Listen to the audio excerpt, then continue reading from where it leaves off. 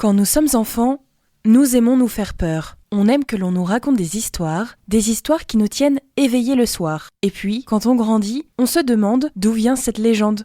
Pourquoi et comment ce lieu est-il devenu ce qu'il est aujourd'hui? La vérité derrière ces légendes que nous connaissons tous. Bienvenue dans Phénomène, sur Westrack Radio, votre émission qui décortique les mystères et événements les plus intrigants de notre civilisation.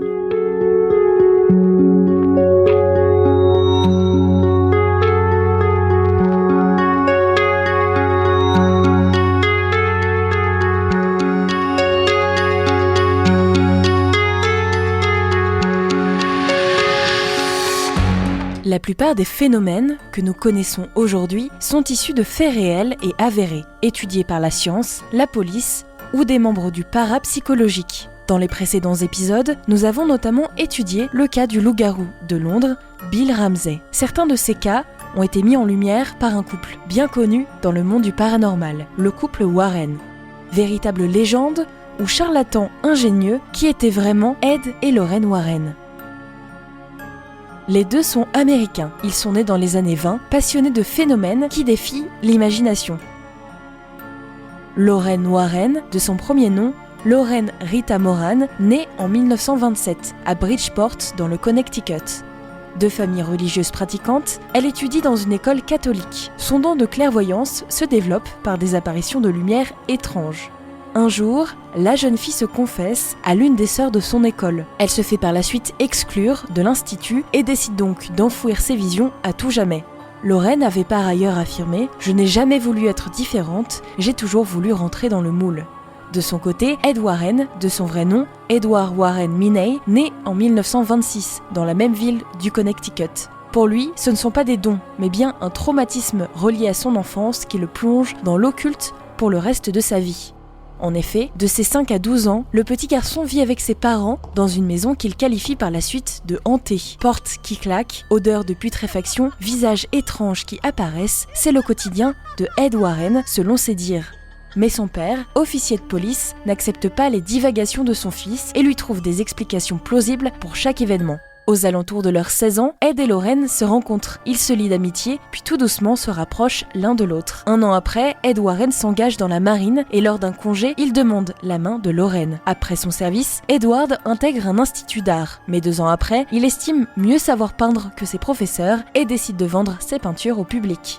C'est à ce moment que sa passion pour le paranormal le rattrape. Dès lors qu'ils entendent parler d'une maison hantée, ils s'y rendent pour la peindre en l'agrémentant sur les peintures de fantômes. Sa femme, Lorraine, va par la suite offrir le tableau aux propriétaires de la bâtisse en leur demandant de visiter leur maison. Le but premier d'Ed Warren était de voir si les gens vivaient les mêmes événements que lui dans sa jeunesse. Mais c'est au début des années 50 qu'Ed amène sa femme à la célèbre maison hantée Oceanbourne Mary House dans le New Hampshire. Alors que son mari est occupé à peindre la bâtisse, elle entre dedans seule. En franchissant le seuil de la porte, Lorraine Warren se sent sortir de son propre corps avant d'être approchée par une force oppressante. Elle décide, suite à cet événement, de ne plus cacher ses dons de médium et de venir en aide aux gens. Ed devient démonologue. Il va donc étudier les mauvais esprits. Lorraine, elle, se qualifie de médium, elle perçoit des manifestations de l'au-delà. Les deux époux sont considérés comme des experts en la question et commencent à gagner une certaine notoriété. Le couple est aussi bien appelé par des particuliers que par les autorités. Les affaires les plus célèbres dans lesquelles ils interviennent sont celles de la famille Perron en 1971, Amityville, un démon assassin, le loup-garou démon en 1983, une famille prétendue hantée entre 1974 et 1989 et une famille ayant emménagé dans une ancienne morgue dans laquelle séviraient plusieurs démons en 1986.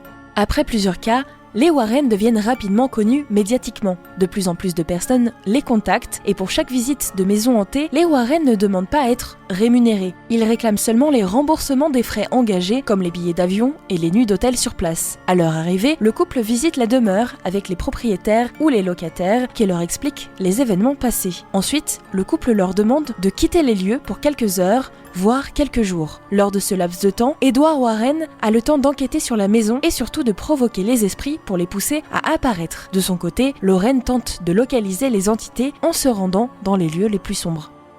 Arrive ensuite la phase de purification. Le couple, et ce parfois en présence de la famille, invite la police, plusieurs personnes religieuses et quelques témoins à venir assister, en général, à une purification de la maison, voire à un exorcisme dans le cas de possession. La plupart de ces cas sont filmés, ce qui explique la richesse des archives, notamment lorsque ces cas sont repris pour des films ou pour des livres. Avec une médiatisation et une sollicitation montante, les experts du paranormal sont contactés par des cas de plus en plus connus. Lorraine devient rapidement l'une des médiums les plus célèbres et Ed Warren devient l'un des 7 démonologues reconnus par l'Église catholique. Leur renommée s'étend jusqu'au Vatican qui accepte, dans de très rares cas, de participer à leur enquête. Je vous propose maintenant une plongée, un voyage dans certains des cas les plus connus du couple Warren. L'affaire Annabelle.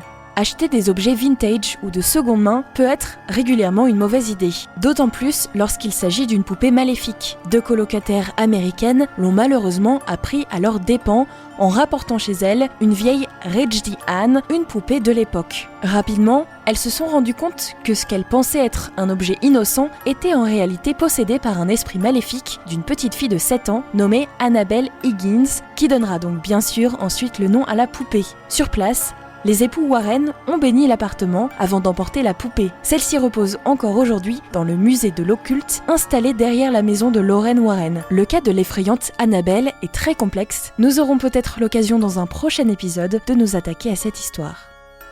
Autre cas connu, celui de l'affaire du poltergeist. Celui-ci est le cas le plus controversé de toute la carrière des Warren. En 1977, le couple s'envole vers la banlieue londonienne pour régler une affaire de poltergeist, c'est-à-dire un phénomène paranormal, spontané et répétitif, se manifestant par des déplacements ou lévitation d'objets, par des coups, etc. Convaincus qu'une petite fille était bel et bien possédée par le démon, les époux ont dû faire face à la critique, persuadés que tout ceci n'était en réalité que la farce d'un enfant qui avait besoin d'attention. L'affaire de la famille Perron.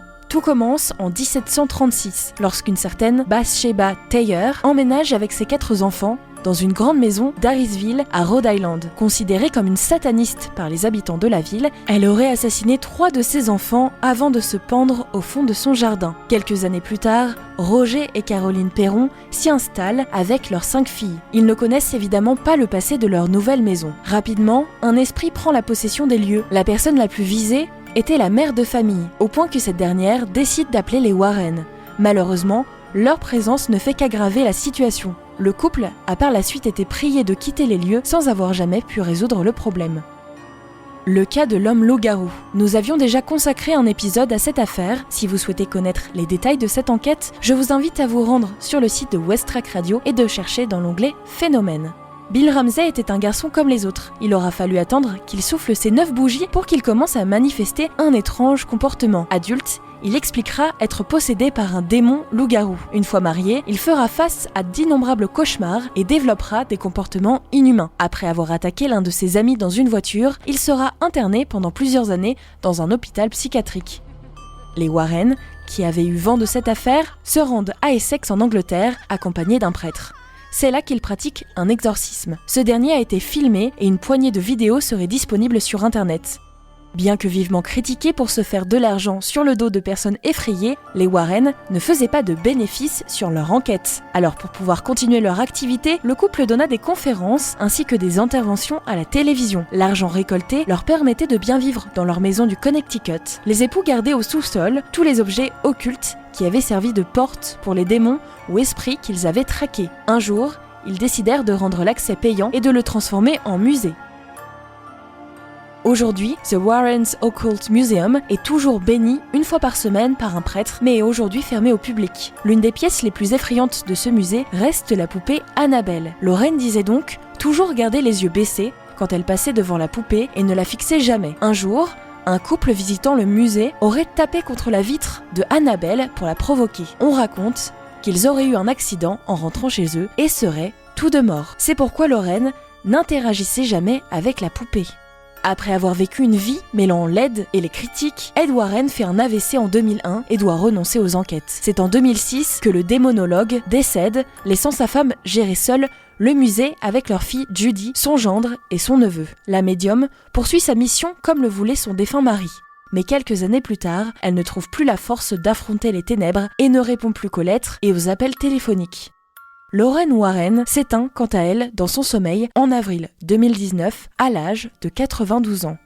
Le musée est depuis fermé, même s'il existe certains youtubeurs qui ont eu la chance d'être invités par les descendants des Warren pour filmer le musée. Si vous avez envie de vous faire une petite frayeur, je vous conseille d'aller voir la vidéo du youtubeur américain Exploring with Josh, sortie en 2023.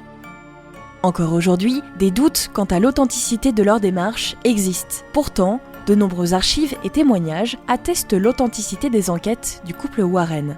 Le mystère de ce couple et de leur enquête reste donc encore entier et continue d'inspirer de nombreuses adaptations de films telles que la saga Conjuring.